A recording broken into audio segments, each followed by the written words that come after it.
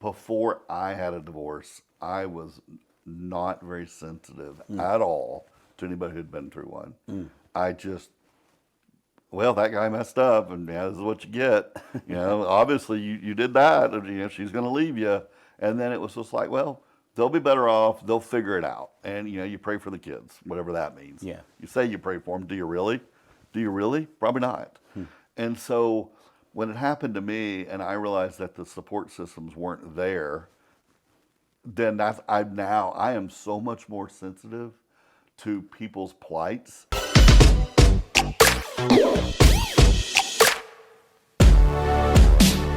Hey, what's up, guys? Welcome to the Rush Perspective, a Mastering the Art of Living podcast. Today's guest is Todd Turner, a Christian executive whose life's mission has been dedicated to empowering faith-based organizations with unwavering, ethical, and highly effective online fundraising strategies. With the resounding tagline, I help ministries and people grow and go, Todd's expertise has transformed countless ventures into beacons of success. But that's not all that defines Todd's dynamic persona. Amidst the vast accomplishments, he embarked on an unexpected yet vital role as a beacon of support for individuals traversing the challenging terrain of divorce. While he humbly proclaims not to be a divorce expert, Todd's UnYoked podcast stands a testament to his unwavering commitment to aiding fellow divorcees in their journey towards recovery. Todd, it's a pleasure to have you on the Rush Perspective, Master the Art of Living podcast. When we first met, you and I were out at a luncheon or having or dinner, like a happy hour or something like that, and you were talking. I remember you were getting ready to set sail on a voyage to Africa, I believe, right? That's right.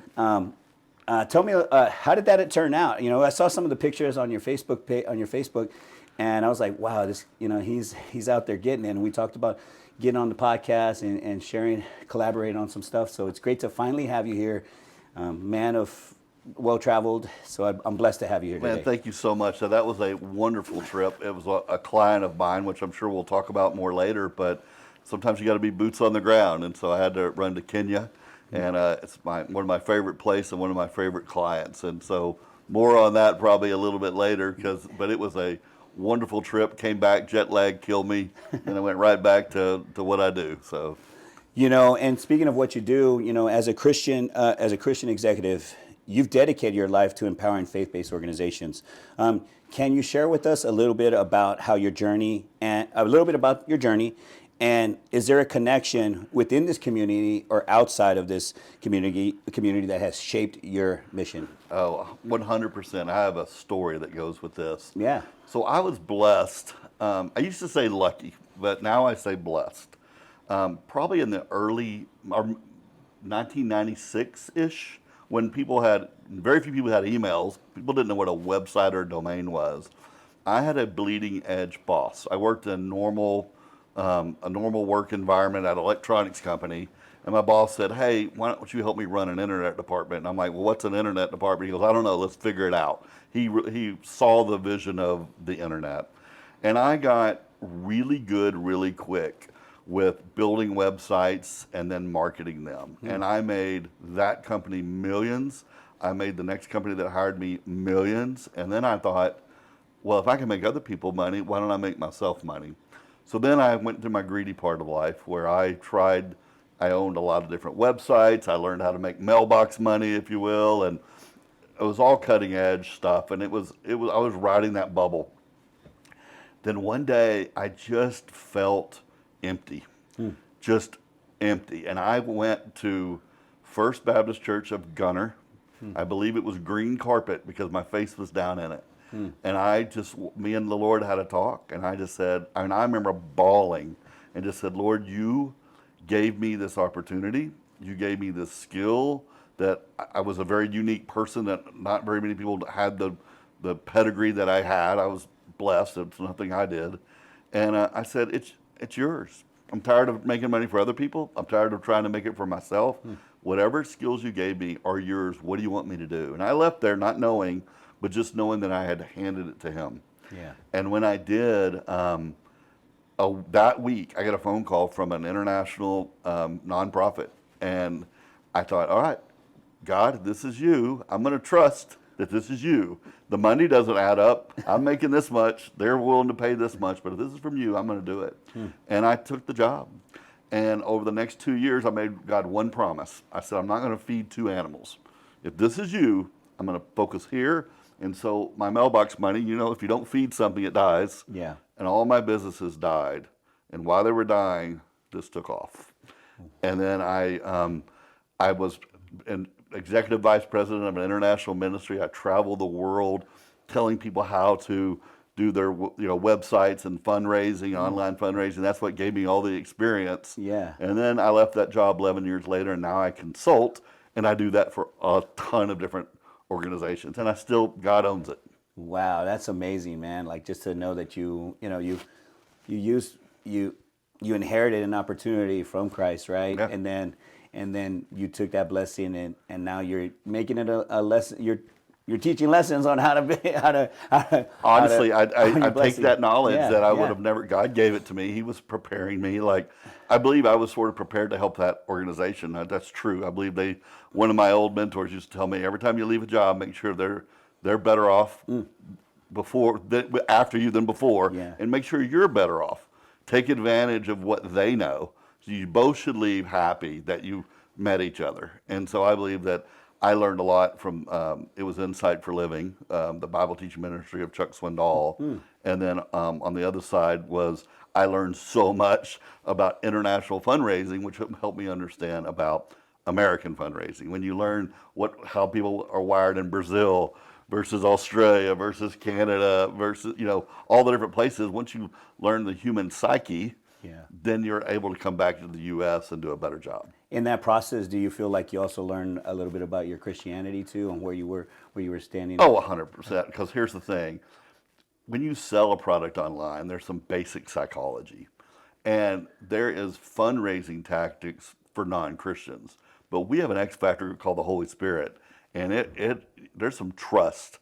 And so one of the verses I use all the time is, we prepare the horse for battle, but the battle's the Lord's. You don't sit back and just say, God, you do it. Like, God doesn't blow lottery tickets up against 501c3's windows so they can have money. Yeah. We've got to do the work. And there's some best practices that you do, but you still give it to God because it's His ministry.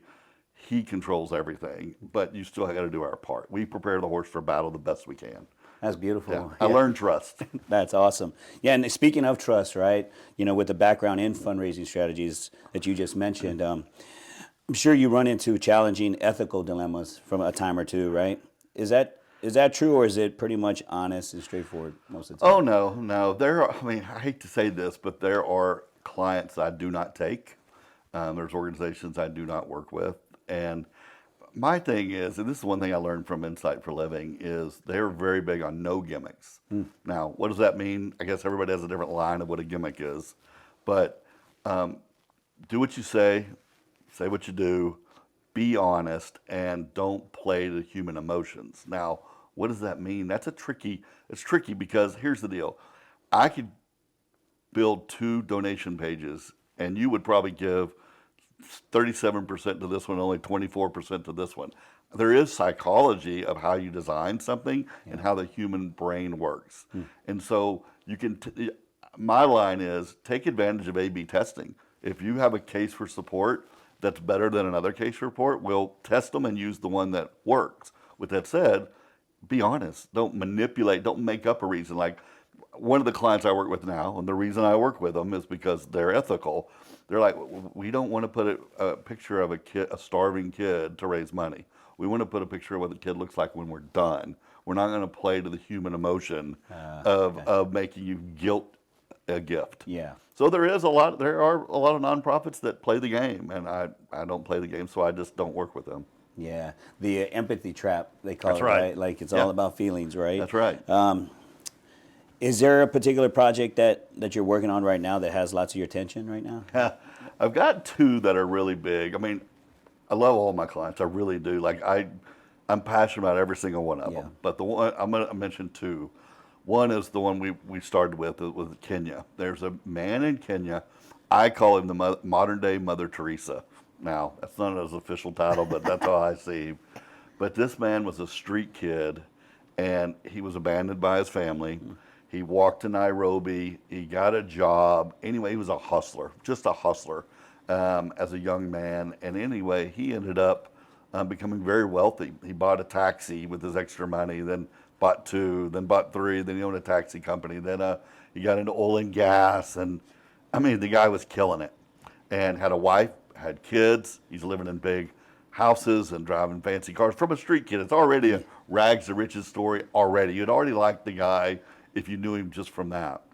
But one day he had his talk with God, his carpet moment, and he realized that the street kids he was mad at, I believe somebody had just broken in his car or tried to steal his car. He was really mad at him. God's like, oh, wait a minute, that's you.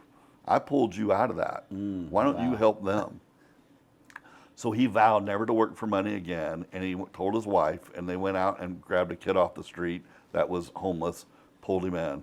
Then they grabbed another one, and another one, and another one. Here we are 35 years later, and he's done like 24,000 kids. Wow. He has the world's largest family, and they made a documentary about him. It's on it's on Amazon Prime, but it's called Mully, M-U-L-L-Y. Okay. He's still alive, and he's still adopting kids. Wow. It is an amazing story, and I help them fundraise because kids aren't cheap, right? I mean, Yeah. 24,000. I think he has about 4,000 now. Over 35 years, they come and they go. Yeah. But I think he has around 4,000. It's hard to, I don't know the number. Yeah. But normally around 4,000. So when I go to Kenya, I'm visiting all the kids.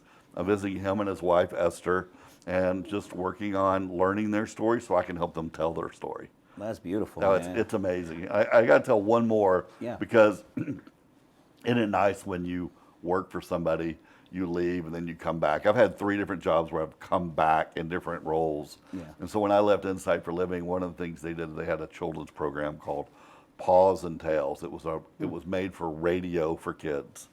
And it sort of went dormant. And they hired me back to say, we're bringing this back, we're turning it back up.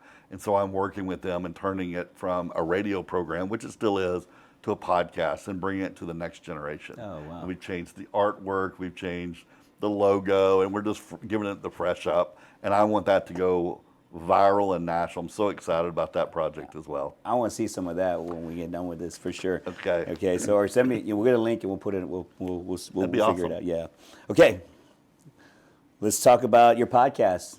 Yeah. Your UnYoked podcast. Talk to me about the name. What does it mean?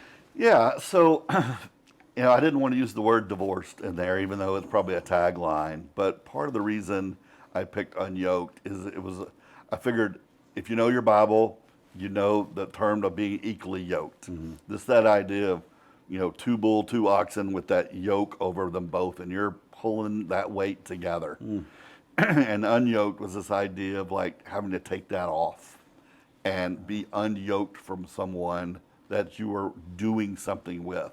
And sometimes you're still pulling that same wagon. You still got the same load to pull, but now you're doing it alone. And I wanted to think through the deep meaning of divorce, because divorce is not what I used to think it was. And that was 2 people have a thing. One person was probably more wrong than the other. You get a divorce, and then this person's better off because they don't have them anymore, and maybe this person will get their life back together, and then you sign a sheet of paper and you move on, and everybody's better off. It's so much more than that. Divorce has a ripple effect and sometimes of a tsunami effect on people's lives. And churches, I just felt, didn't do a really good job of dealing with the divorce aftermath. They're really good at telling you, well, here's what God's view of marriage is. Here's where you're allowed to have a divorce. But the rest of it is like, good luck. Yeah. And I was like, nope, there's a hole in the market here. And I want to fill it somehow, some way, to the best I can. And to me, that is a podcast, which I hope to turn into a book. Yeah. That's awesome. Divorce. Okay. In your experience, now that how long have you been going? How long has the podcast been So I was divorced 5 years ago, and I've had this idea for a couple of years. I used to have a singles podcast with a co-host, but it was really more for singles, not divorce. Yeah. And I thought, I just had a passion, and the feedback you get from podcasts, you're like, okay, there's something here. Yeah. Because when I touched on something, you'd get a response. And I knew that there are people out there who are believers and are getting bad advice from their churches. It's just true. And they needed somebody, or they appreciated wisdom. Yeah. And I've been blessed to have a lot of good people surround me and a lot of wisdom. And I have my little avatar of somebody out there who maybe lives in a rural town in Kansas, and they were married to a deacon in their church. They got divorced, and the poor woman feels guilted. Yeah. She doesn't have the resources. Yeah. And I'm like, that's who I talk to. When I'm talking to that lady. Yeah. And she might feel disenfranchised now that her husband was a deacon in the church, and She from could the be church. blacklisted. Yeah, She yeah. could feel guilty for her decision. Yeah. And so when I built the podcast, I wanted to talk a lot about divorce recovery. But what I realized, Christians, we're an interesting bunch. We love to test and to poke. And sometimes we do it with our lenses on. We call it Jesus lenses, but sometimes they're our own lenses. Yeah.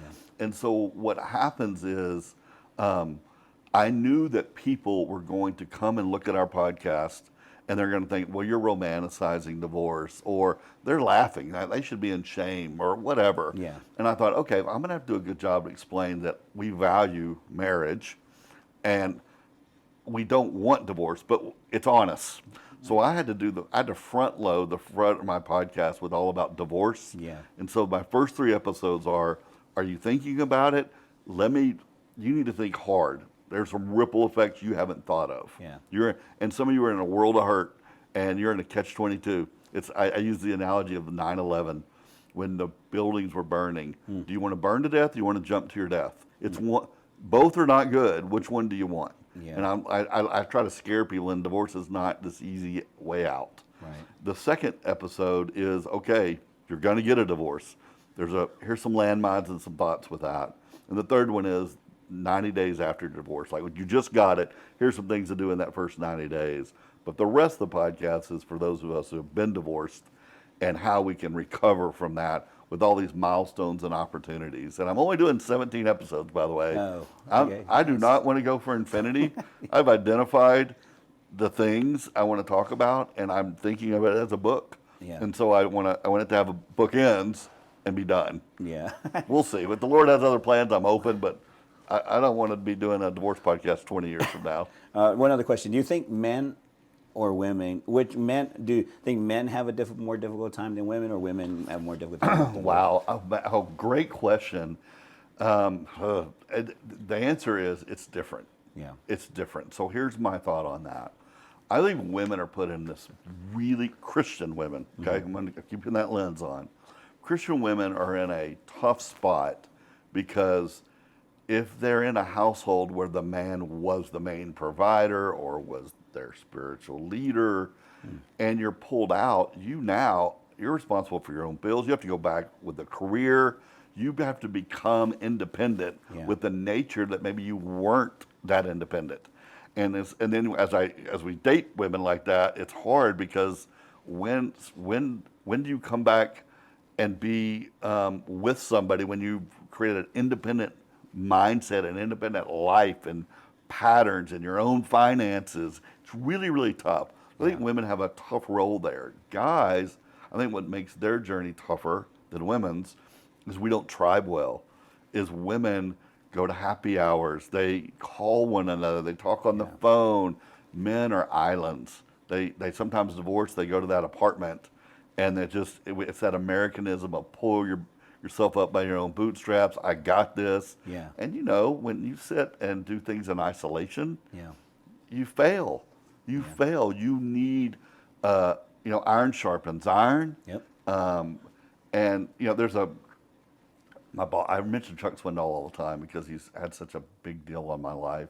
One of the phrases he uses I love is, thoughts disentangle themselves over the lips and through the fingertips. When you talk and when you write, those thoughts clear up. Wow. You can see your own hypocrisy, or you can say, no, that's right. Yeah, I said it. Yeah. And so when you're sitting alone and you don't have your buddies to talk things about, you make bad decisions because you get into depression, you get into woe is me, or you start looking for something fun to do, and sometimes those fun things aren't good for you. Yeah.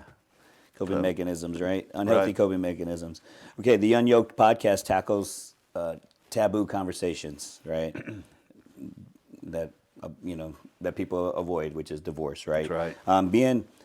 Being cognitively, we talked about empathy, the emotional trap. Using being cognitively empathic is important to have these types of conversations. Does being empathic come naturally to you, or is it something that Oh you've boy, grew no, into? it's a muscle I've had to train for sure. I'm going to repeat a little bit what I said a minute ago, and that was before I had a divorce, I was not very sensitive at all to anybody who'd been through one. I just, well, that guy messed up, and yeah, this is what you get.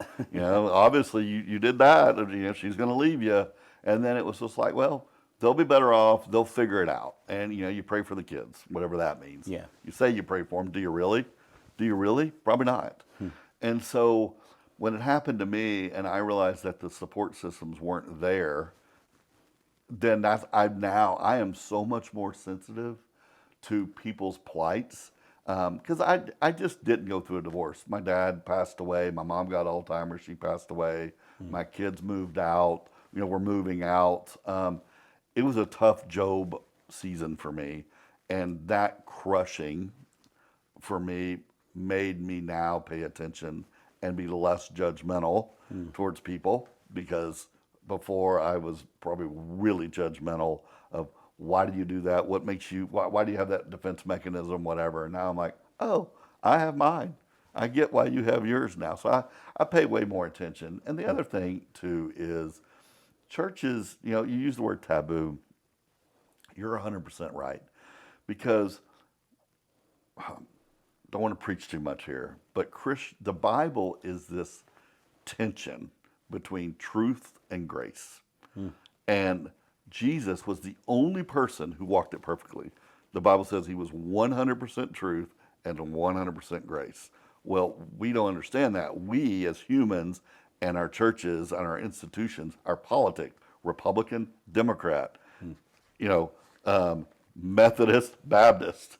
It's we lean too far one way or the other, and it gets us out of whack. Yeah. And so, truth is God loves marriage. That is truth.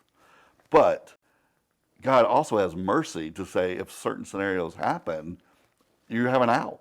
He gives us that. And he has more to say than I hate marriage. Like he loves the people who have gone through it. Yeah. And so we as Christians, we normally don't talk about anything other than the garden view of one husband, one wife, you're married, and we don't talk about divorce. And so when you're going through it, church is sometimes, unfortunately, one of the worst places to get divorce recovery. Because one, your pastor, he's never been divorced. What does he know? All he knows is Genesis 1 and 2. God loves marriage. And so the analogy I like to use with this is imagine being in a car wreck, just bloody, beaten up, but you can walk. And you open the door and walk into church, and your clothes are ripped, blood's coming down your face, you're dragging a leg. You just been through a divorce, okay? You just been through a divorce. And everybody's like, hey, Bob, how you doing? We're like, I'm bloody, and like, no one's going to say anything. He's like, oh, can you work in the children's area today? You're like, I've been in a car wreck, people. And then the pastor gets up and he says, well, you know what, guys, cars aren't made to be wrecked, just so you know. You're like, but I've been in a wreck. Is no one going to talk about this? Yeah. And so I felt like a lot of the resources to the world about divorce recovery did not have a good Christian lens. And the ones that were Christian spent their time talking about here's how good cars work. Yeah. And I'm like, well, no one's talking about divorce recovery as a Christian and really talking about it, like talking about your feelings. I say all the time on my podcast, I want us to talk about how we feel, not how we should feel. Right? Yeah. In other words, don't say, well, you shouldn't feel lonely. You should be in church. Well, no, I feel lonely. Right. What are we going to do about it?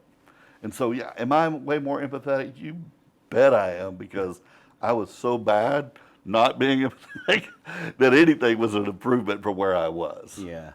That's beautiful, man. It's like you've kind of came face to face with your own humanity, right? It's like, Yeah. I'm not as, like you said, I'm not, like nothing's gonna keep, like I'm not invincible, right? Like That's can, 100%. Yeah. Yeah, I've learned how to cry. yeah. I've learned how to cry. That's a understatement of the year.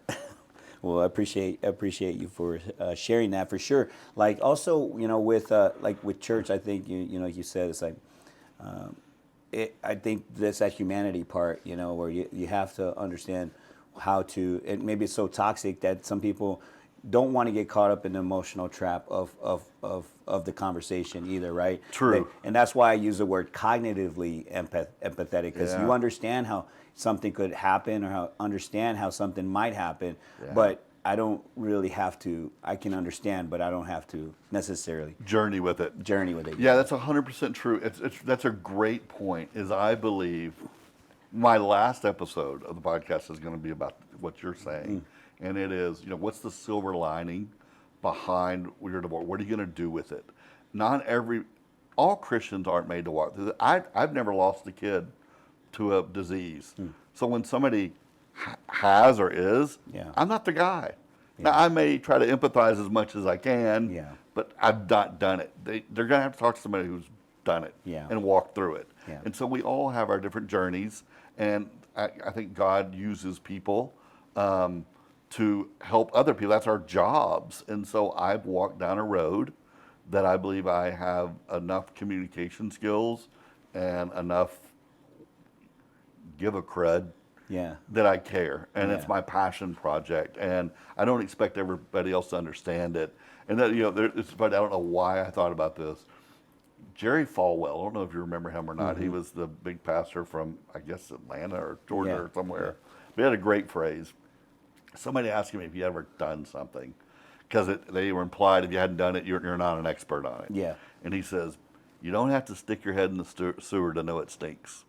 That was his phrase. Like, there's certain things you don't have to journey down to understand it or understand how good or bad it is, right? Yeah. So I hope everybody's not a divorce expert. And I know there will be people who judge me and what I say. I am a little controversial, not trying to be. Yeah. I just call spades, and feelings are feelings. Yeah. If you feel a certain way, we talk about sex, we talk about the church, we talk about things that are taboo, but I'm not going to let them be taboo. Yeah. I'm going to talk about it because guess what? All the people going through it, they're talking about it. They're living it. Yeah. And so there'll be some Christians on the outside looking in saying, yeah, that's bad. Yeah, and that's not good. I'm like, well, sorry, you're leaning too far to truth. Yeah. And then we're going to lean a little bit to grace on this. Yeah, the world of absolutes is alive and well here, right? Like, the single variable equation is you're either this or that, kind of thing. Amen. One of the most beautiful things that stands out the most in reading your bio that I saw was I see your role as a parent is very important to you. First, what are your children's names, right? Yeah. Just so we will know. Yeah. And how has your dedication to your children paralleled your commitment to helping others navigate through their divorce journey? Yeah, wow, it's great. It's a great question. So I have 3 kids. It's a girl, boy. Addison, Xander, so A and a Z, and then we had one more, so it was a G, Gabe. So we thought we were done. A, Z, Addison, Xander, and then we ended up with a Gabe. They're all like 2 years apart, and they're all adults now. Matter of fact, I think we're at 22, 21, and almost 19, almost 20. Like it varies, depending on the birthdays. But they're wonderful kids. They're flying. I mean, I think women. This is an overstatement here, but I think women are nesters. They want to protect everybody. I'm a guy. I'm preparing them to fly. So I'm like, Yeah. I'm glad when they leave. I'm like, good, like fly. Let me watch you. If you need me, I'm here, but you go. And so I'm in that phase right now of when they come back, they call it, Dad, how does insurance work? How does this work? And so I pour into them, but I want them to fly. It's really interesting because my clients, I feel like I'm a change agent and a problem solver. If I have one skill set, is I can make order out of chaos. Is I can come into a meeting and I can have tons of personalities. I can learn their systems, and literally in seconds, my brain's like, oh, fix this, and this will all fix itself. Like it's this thing I've got. It doesn't work at home. It just doesn't work at home because they're kids and they're my kids, and they don't need a problem solver all the time. Yeah. They need a caregiver, and this is the problem with divorce: is when the parents there's men are wired a certain way, women are wired a certain way. There's beauty to that bond and growing up in that, and so when that breaks, now this person has to be a little bit of a mom and a little bit of a dad, and this one has to be a little bit of a dad and a little bit of a mom under two different roofs. And then there's sometimes no communication this way. And the kids really suffer for that. Yeah. They really do. And so I've been very cognizant to my kids' needs and emotions. And, like I said, I'm more empathetic to the world and to my own kids. My answer is prayer. It's literally funny. I literally just recorded a podcast on this very topic. I give advice all day long on this topic, yet my answer is prayer. Like, I know for a fact that if my kids have endured my divorce, it's because of prayer. Like, people really lifting them up, me lifting them up, and praying for good voices in their life, whether it's me or somebody else, because sometimes I was too tired dealing with my own junk to have the energy to be a good parent. Yeah. And so I prayed for outside sources, and the Lord provided that. No, I take my kids and the ripple effect of divorce on their lives very seriously. I do love my kids with all my heart, and I mean that. Meaning, I know a lot of people say they love their kids. Love's a big word, but I don't let people define it. We let God define it. And God literally in the Bible tells us what love looks like. So a lot of parents say, "Oh, I love you," and then they go off and go act like a fool. And you're like, well, if you love them, you wouldn't do that. Yeah. And so I'm trying to encourage parents of divorce to pour back into their kids because it wasn't their fault that you got a divorce. Yeah. You can't just go out here and live your best life. Be kid attentive. Right. Be kid attentive. And by sacrificing me for my kids' sake, I think that makes you not only a better dad, but a better person. I do that with my clients too. To answer your question is once you learn how to sacrifice and die to self, then you actually do that with your clients. You do it with everybody. Yeah. You do it with that, and we're called to do that. Yep. We should do it. Yeah. I just wasn't a good listener before. I appreciate what you're saying about the kids too, because it's like you said. I think somewhere someone said that love is an act of being, right? Like you said, you can't be going, if you love your kids, you wouldn't be going over there and doing that. That's right. That. Or be selfish of like, Yeah. well, I deserve to be happy, and Yeah. I'm going to go out on a date. It's like, your kids aren't ready for you to date somebody. Yeah. They're not. They're in the throes of divorce, and you're going to selfishly say, well, it makes me happy when, or I know I had an affair on your mom, but I really love this woman and whatever. Like, no, that's not putting your kids. I actually, the episode is not out yet. It's coming out soon. I actually get really chewy, and I tell men to repent. Women too, but I think I'm talking to men more in some of these areas. But this idea of like you're lying to you and your kids by saying I love you, but you're not acting. To your point, Yeah. It's lip service. Your actions aren't following. Make your actions and your words match. Yeah, I think too, like for men, like when if they've had transgressions that way, like they should own up to it. Have some humility. That's the best thing you can teach your kid is own up to your own shortcomings, and that way he knows that you're imperfectly, And you're okay with being imperfect. Yeah. It's okay to mess up. Yeah. Show them what you do when you mess up. Yeah. Role model that way. Yeah. Don't just double down, right? Totally agree. Yeah. Okay. Your resilience journey involves mentors and support systems. Am I right about that? 100%. Can you reflect upon a piece of advice from a mentor that you hold dear and who has guided your endeavors both as the host of the UnYoked podcast and as a Christian executive? Yes. I'm going to give, I guess I can mention a name here. I was blessed with quite a few people because a lot of my friends are pastors. I guess I'm like a lot of Christians. We compartmentalize really well. I've got my pastor buddies, and I got my college buddies. Right?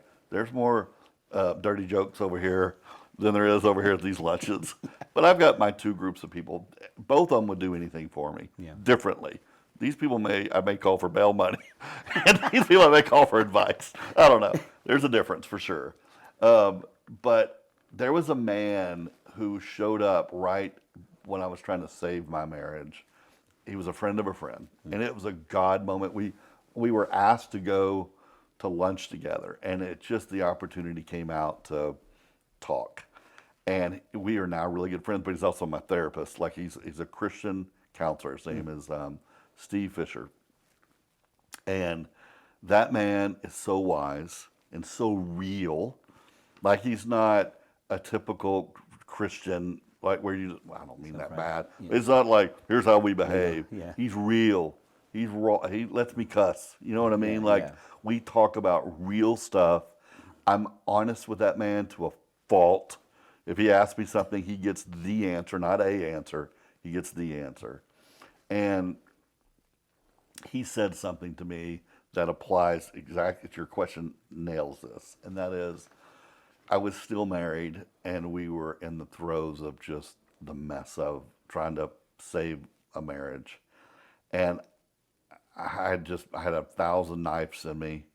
And I looked at him one day in front of my at that time wife, and I just said, how long do you last? How long do I have to do this? How long can I do it? Like, when do you quit? Yeah.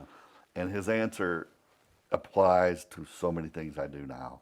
But he said, Todd, I want you to give all you have for as long as I want you to go one more mile than you think you can go, right? Just give it all you've got. And he goes, when you're ready to quit and you can't go any further, go one more mile.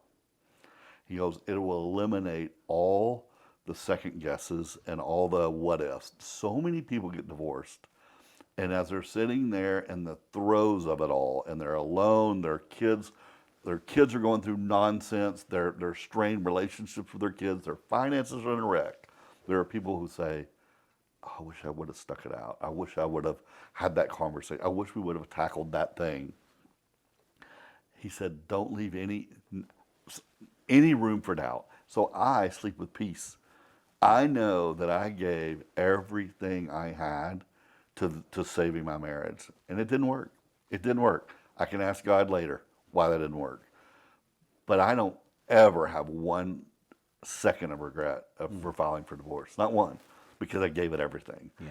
And that applies to so much in life. It's like projects of like, give it, when you discipline, I wish I had one of those ice baths in my house. I've never done one, but I get what those people do, right? I get I it. have one. You Yeah, do. yeah, Yeah. I do. I love the concept of it. Oh, yeah. Of just discipline and staying one more minute. Yep. One more minute. Like, I think I'm done. No, you're not. You can go further. You can go further. And you can. Yep. And I've had people to ask me, like, how did you do that? Like, I would have left here. I would have left here. I would have done, and I'm like, I don't know. Like, I don't know. I don't know how to describe it. I was one of those guys who said, if this ever happens to me, I'll file for divorce in 2 seconds. Well, that thing happened to me, and I didn't. And I'm like, why didn't I? Well, one, love. I loved my wife a lot. And I failed her. Don't let me act self-righteous. I failed her in many ways, but I loved her, and I tried. I really tried, and I love my family. And you can go further than you think. And so the people who bail, I try to encourage them in my first point, don't bail. Like, go one more mile. Yeah, that sucks. That thing sucks. And you cry yourself to sleep every night. Get it. One more. Go one more. See if you can salvage that relationship. Yeah. So the man's wise. He's my Confucius on the mountain, man. Every time I walk into his office, I know gold's coming. Yeah, that's awesome. I think you're right, man. It's like people are they're so easy to just like, let their emotions overcome them and Feelings. and then feelings, react. Yeah, feelings. Oh, I feel cold. Let me get a jacket. Yeah. Oh, I feel Yeah. exhausted. Oh, I feel disrespected. Therefore, I'm gonna. You know what? I don't like. We're capable of doing more. I mean, it's first world problems too. That's probably a whole nother topic. But we just live in a very comfortable, society. Yeah. So if we don't like something, we change it. We don't like our church, let's leave. We don't like this situation, I'm out of it. Yeah. I deserve to be happy. It's like, but God never said that. Yeah. Never said that.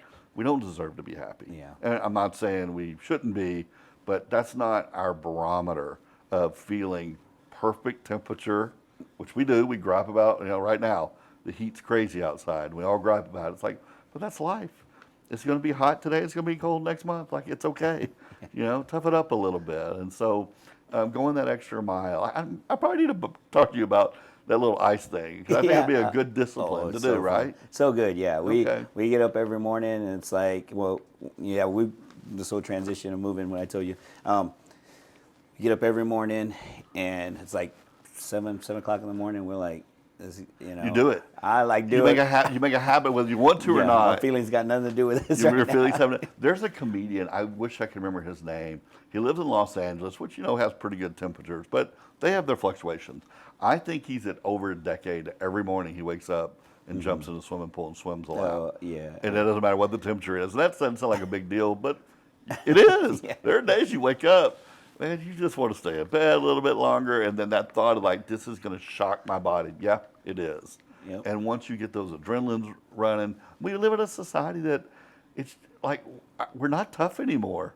Yeah. We're not tough, and that's physical and it's mental, Yeah. and it's a discipline. And once again, wrap that thought up, and that is, you say you love your kids, you say you love somebody, and then you're not willing to do X. Do you love them? Yeah. Or just say you love them. Is it your feelings love, or is it God's definition of love? Yeah. And then go read it. I leave by my sink is the first, I think, 1 Corinthians verse of what God defines love. Yeah. I see it every day when I brush my teeth. Yeah. That's love. Yeah. I don't tell people. I've been dating for 5 years. I've never told anybody I love them. You know why? Because I don't yet. Yeah. I run it through that gauntlet, and I'm like, yeah, that's not that little thing. I think I love them. Am I willing to do those things? It ain't love. Todd.